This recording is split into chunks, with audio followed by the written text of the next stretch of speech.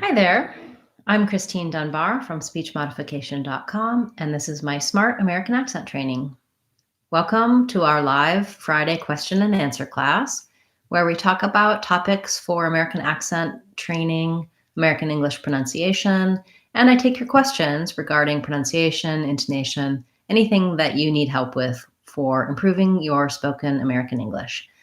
If you've been joining our Word of the Day classes lately, we've had a number of wonderful requests. I just checked and we've done 73 Word of the Day classes so far. So we're about to reach our 75th class this coming weekend.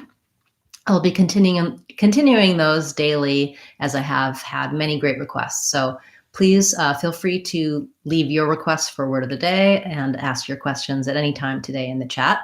And I see we have some questions already. I'll get to those in just a moment. At the start of class today, I want to talk about a new lesson that I'm creating for my website that I'll be making a video for. And I just want to talk about a little bit about intonation. So we spend a lot of time talking about pronunciation, which is really useful and very important, and I love helping you with it. But for many of you, pronunciation is only one element of what makes it challenging to communicate well in English. Oftentimes, it's actually intonation, the rhythm, melody, the pitch of what you're saying that may make communication breakdowns happen, may have people have trouble understanding you, or you might be sending a message that you don't really intend to be sending because you're using a slightly different intonation pattern. We tend to learn intonation in our native language. We don't really know what it is. We just learn it from hearing it from our parents. And then we use that same intonation as we learn second and third languages. Now, many of you speak English very, very well. You have a lot of American intonation patterns. And many of you also really clearly understand a lot of these subtleties of American intonation when you're listening, but you might not know what it is exactly that you're hearing. So I'm going to be creating some new videos and lessons to talk about some of that to help you with it.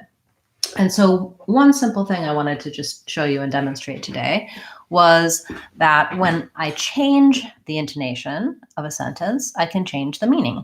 And we've talked about this before, but we're just going to look at this simple phrase, "Are you going?" And there's 3 or more different ways that I can stress and use intonation in this phrase. And so the standard or most basic type of intonation that we use is that the rule is to stress the last content word of a phrase or of a thought group. And so in this, by content word, I mean nouns, verbs, the stuff that has some real meaning versus those little words like you and the and are. So in this case, are and you are structure words, and going, that's my main content word.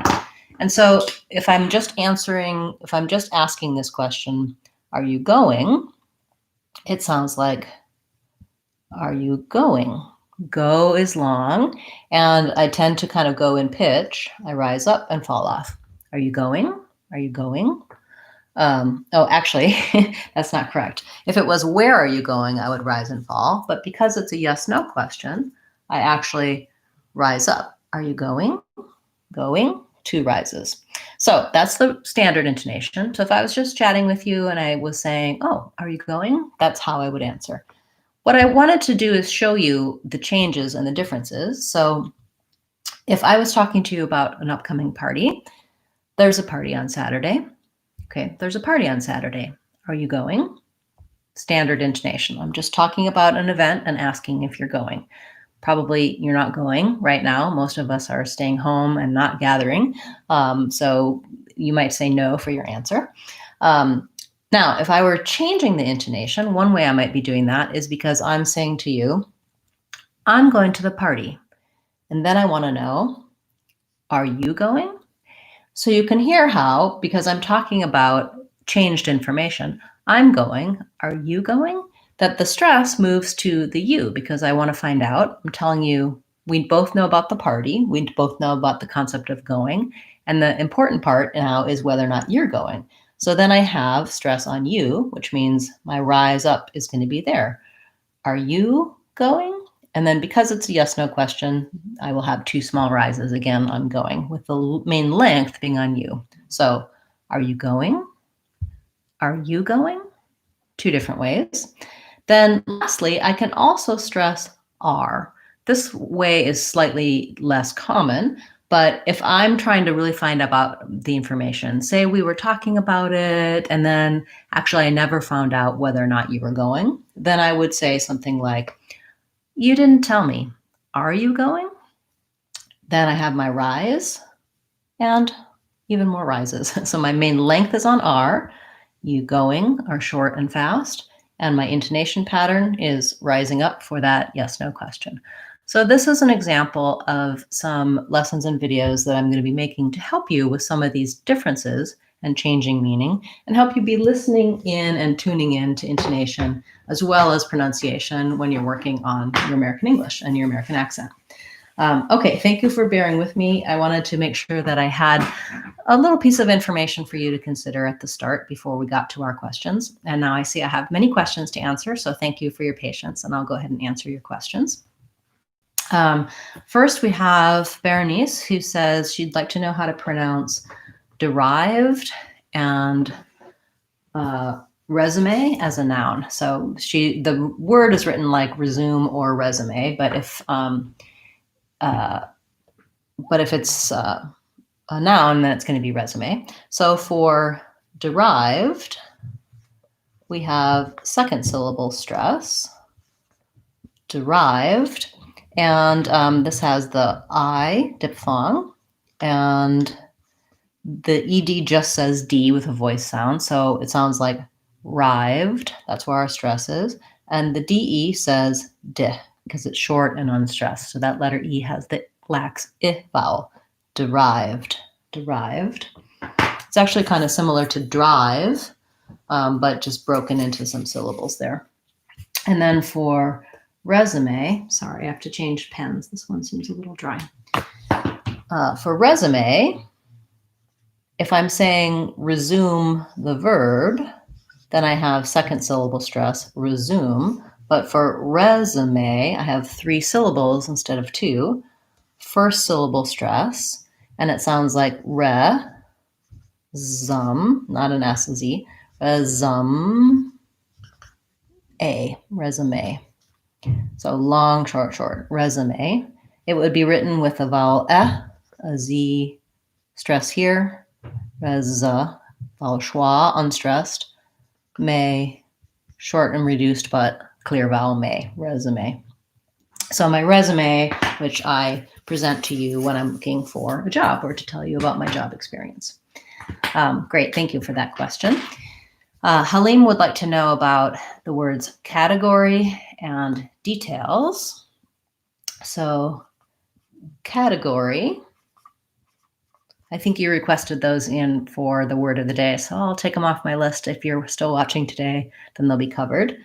We have first syllable stress, category, and that has vowel a, like in black cat. So just like the word cat, that's where I'm going to have my length. And then this T is a flap T. So it sounds more like a D, cata. I'm just touching up lightly and my voice is on, cata. I have a vowel schwa, which sounds like a, cata. Gore, I have a clear O vowel, and then American R and an E, category. And then if I were to make that plural, categories, I would just add the voiced Z sound, categories. And then for details, the plural noun, I have first syllable stress, details. It sounds like an E, so D, long, and then shorter on tails, just like the word tail with Z, details. We can also say the details with an I sound, details. That's what I use for the verb, for like it details the life of so-and-so with second syllable stress. Here's another place where intonation really matters within words, which syllable gets the stress can change what the meaning of the word is, and it can change the understanding of the pronunciation of the word.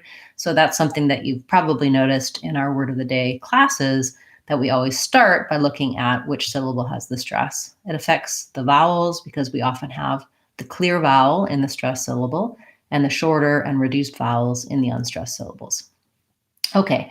Hi, Dana. She wants to know if I use, you asked this last week and I didn't get to your answer. So thanks for asking again. So she's asking about the words Europe and European, and whether or not I say Europe or Europe. So I think most Americans will do more of a Europe, and Europe is maybe more of the British pronunciation. I personally think I say Europe, but I think you can do Europe as long as you're not really dragging that out. If I say Europe, that sounds very odd. If I say Europe with a very fast linked I can do either your or your Europe. Also European. I especially think that with European, I'm going to just do the your because Americans tend to reduce and change. But I think that's something that may be slightly different in different parts of the US as well. And then she wants to know the same question for the prefix neuro, like in neurology and neurolinguistics. Neuro. That one I think I also do more like ner and not near. I don't have that y sound in either one. Great. Thank you for your question, and thanks for coming back and asking again this week, because we did run out of time last week. And I made a note of your questions from last week, but I didn't answer them yet. So maybe if there's time at the end today, I'll get to those as well. Hi, Pascal. Nice to see you again. He wants to know how to pronounce the words Q and prosecuted. So Q is actually harder to spell than it is to pronounce, in my opinion. So it sounds like the Q-U typically sounds like kwa or kya, and in this case it's a kya, Q. So it actually basically sounds like that U that we didn't have in Europe and neuro with a K sound. So if I can say U and then Q, and that's actually all that this word says. So the rest of these letters are all silent. Q. You would write it like this in IPA, clear U vowel and the Y glide, Q. And then your other word was prosecuted. And so this is a PRO word. We've talked about some of these in our Word of the Day challenges, and I have a video talking about words that begin with PRO, as well as a lesson on speech modification. And I'll show you that in just a moment. Prosecuted is a PRO word that has first syllable stress, and in this case, PRO says pra. Sometimes PRO says pro, like in program, and sometimes it says pra when it's not stressed, like in production. But in prosecuted, it is stressed. It's longer. It has the a vowel, prose. And then we have, I think, either a schwa or an I there. Prosecuted. I think I tend to use an I in words that have an E for the unstressed syllable. And then I have, again, my Q, prosecute. So same as this Q, prosecuted, Q, flap T. And then often words that end in TED have flap T and a voice D sound, did, prosecuted. So writing that as U, if that's easier for you, prosecuted. So I'm glad you brought this up, because I like to try to show occasionally in our class other free resources that you can use. So I do have a website, speechmodification.com, and on the website, there's a lot of information about my training options and my online classes that I offer, but there's also free practice. And when you go into the free practice, you want to look for the online practice free trial. That's where many of my lessons and videos that you can access for free are. And so I just, for example, added a lesson about words ending in INE. because I created a video recently for quarantine, and I was realizing that we have words with ine that end with ein, and then een, and then in, and I thought that might be a confusing another way that spelling can be confusing for pronunciation. But you can use the search tools. So if you have a particular word or sound or pattern you're looking for, I'm going to just type in PRO. You can type that into the search tool, and then all of the related lessons will come up. So here we have the lesson, how to pronounce words with PRO. And you can see there's one of my YouTube videos there, some text and some explanation, and then a nice list of words. So your word, prosecution, would be here in the pro column, like problem and process. And then we have our pro words like program and profile, and our pro words like promote and propose. So you can often get useful information about patterns. When you have a word that you struggle with, it may be that there's many related words that also give you trouble, and many people do have difficulties knowing what should PRO say. Similarly, when a word starts with CON or COM, there's multiple different things it can say. Using the dictionary is great and helpful, and I also often model that in class as well, because you're never going to memorize and know all words and how to pronounce them all. Even I am often looking things up in the dictionary to double check on pronunciation or syllable stress. But when you look and you find a word that you have trouble with, you might find a pattern that helps you improve more than just a single word, but all of your pronunciation.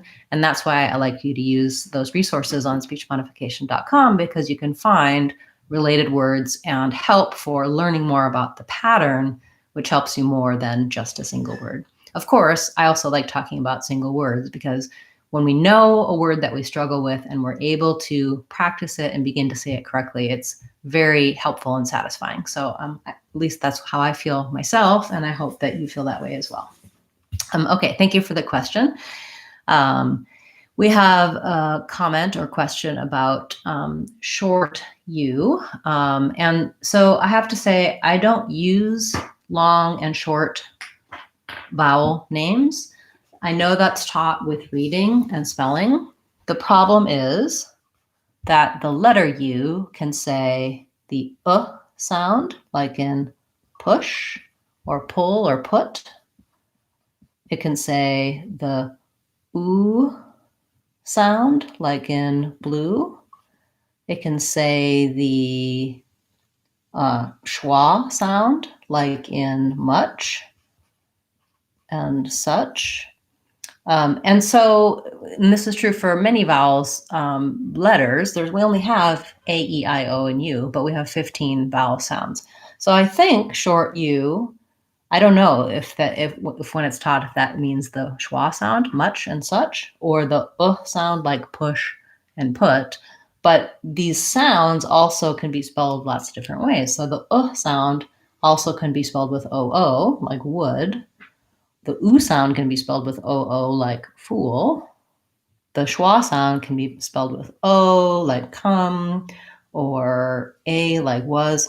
And so I like to go from the sound to the spelling, and go from learning the sounds, learning the symbols for the sounds and anchors for the sounds, so that you can get away from what should the letter say. Now, there are some rules and consistency, and that's where those terms short and long I or short and long E come from. But they're really actually much more useful for understanding spelling when you know how to say the word. When you don't know how to say a sound, it's better to talk about the sound and the words with the sound and try to ignore the spelling to establish that. So if you want to give me an example of a word that you'd like that has the letter U that you want to know how to pronounce, I'm happy to tell you about that. And you can also look at all of those different sounds. One of the things that you'll find on my vowels playlist is an overview of all of the vowel sounds of English.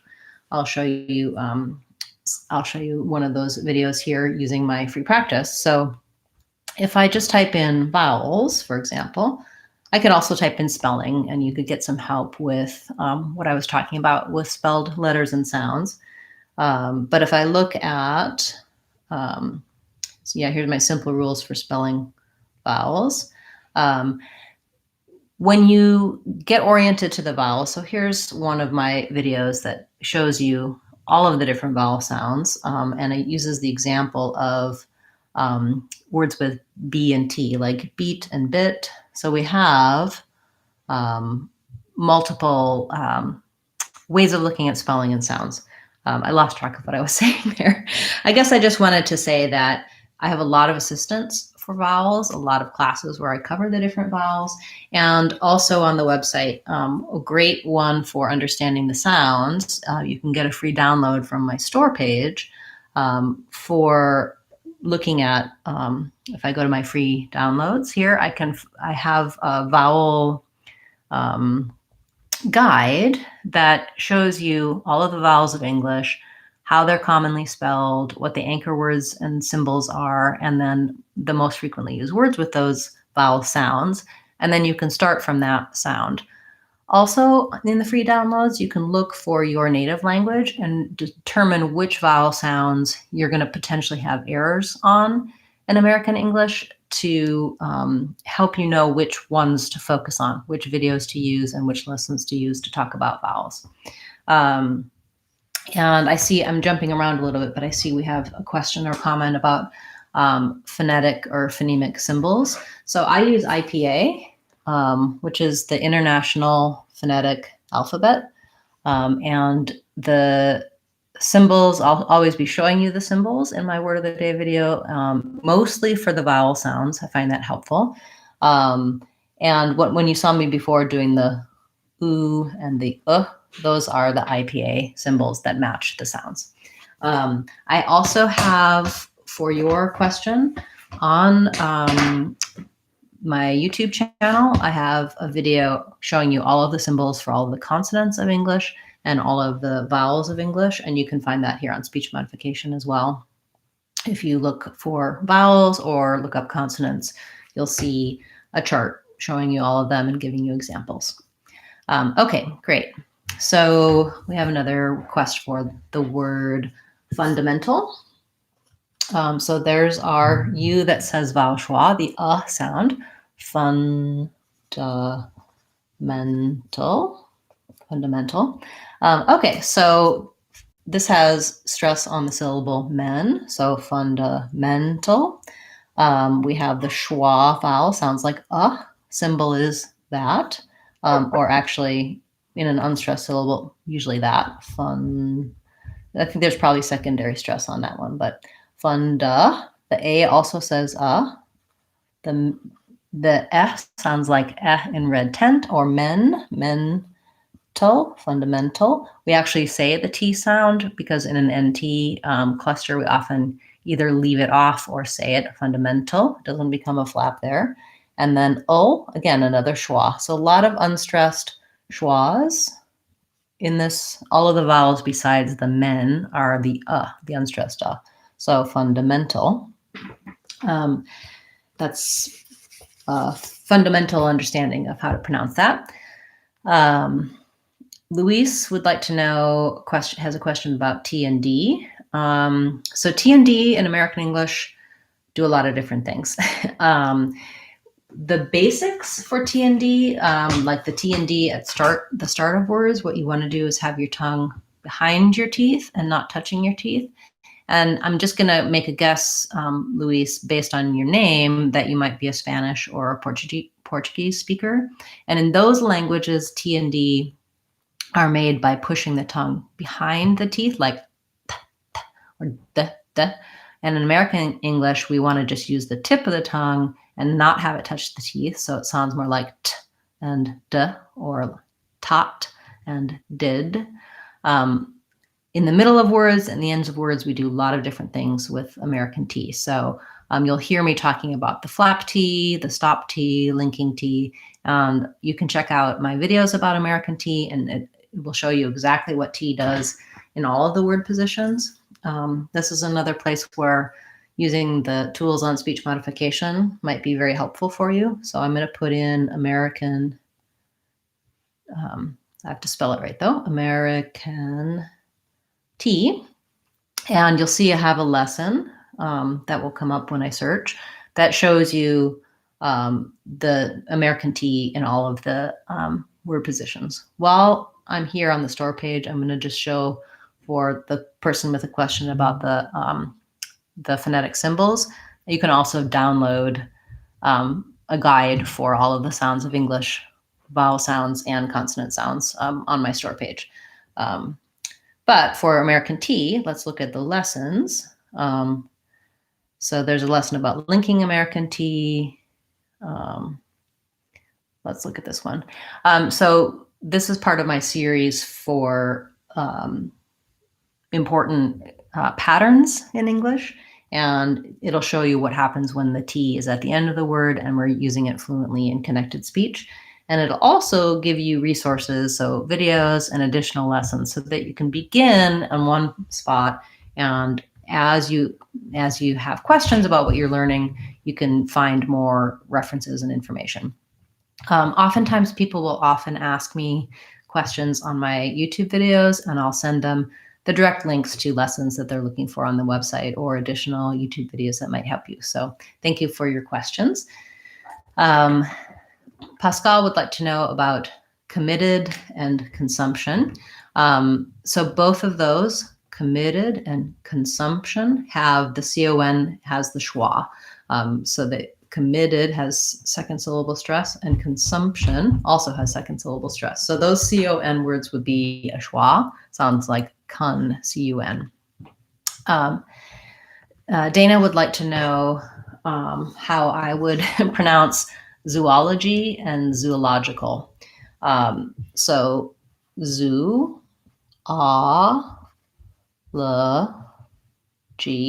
zoology, and zoological or zoological. I think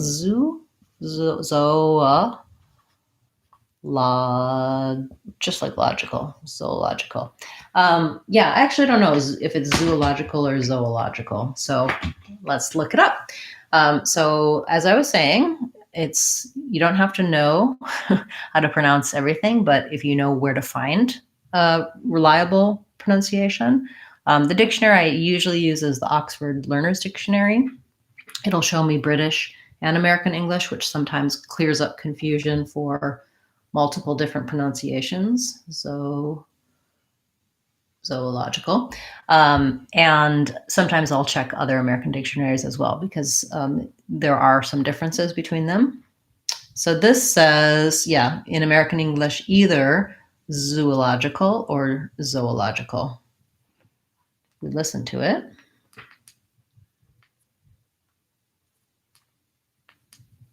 Okay, just a minute. I'm sorry, I'm getting the sound on.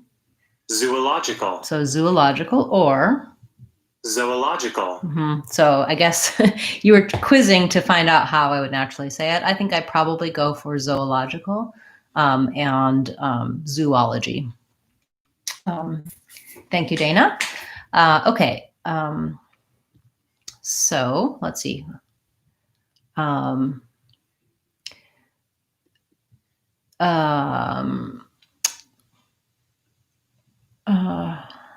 We have a question about predator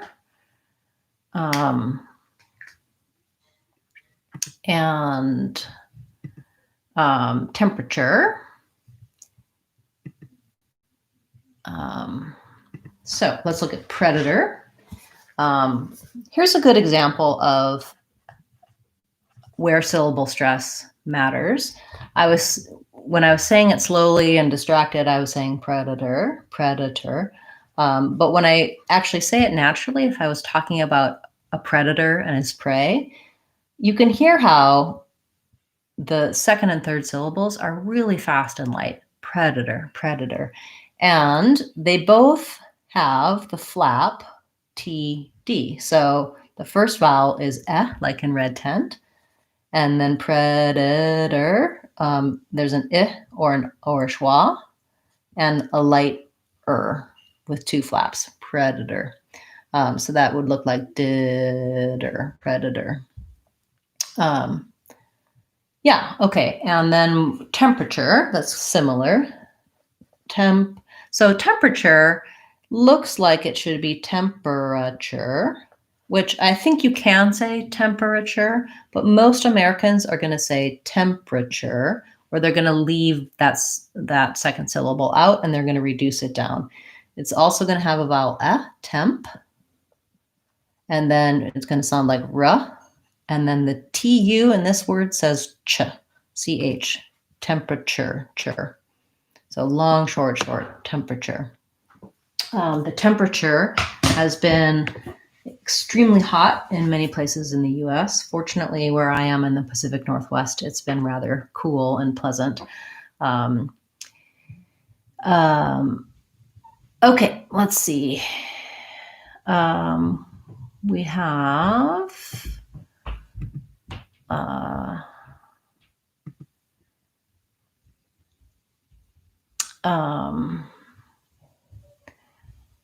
okay, question about the words hat, hot, and hut.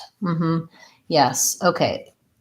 Difficult. So this is good information that you know this, because that tells you which vowel sounds are probably sound similar to you, and you may have a challenge differentiating those vowel sounds. And so you can work on other words with hat, the black cat vowel, other words with hot, the not hot vowel, looks like ah, these are the symbols, and hut, the such fun vowel, that's the symbol, vowel schwa. So this one sounds like ah, this one sounds like ah, and this one sounds like If that's hard for you to hear the difference for, then you can work on each of them separately.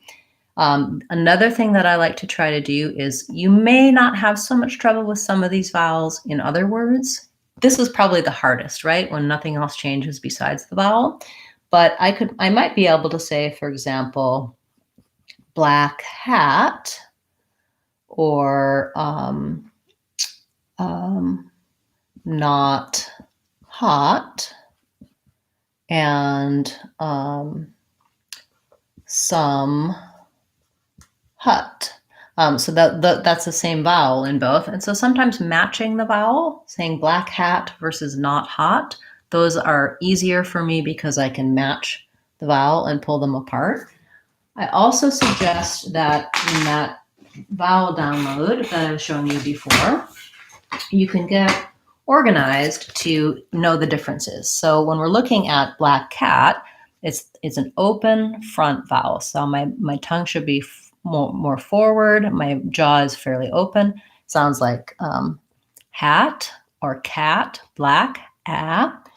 My ah in hot is, my tongue is down in the back and it's also open. So ah versus ah, the back of my tongue is down more and there's more opening in my mouth.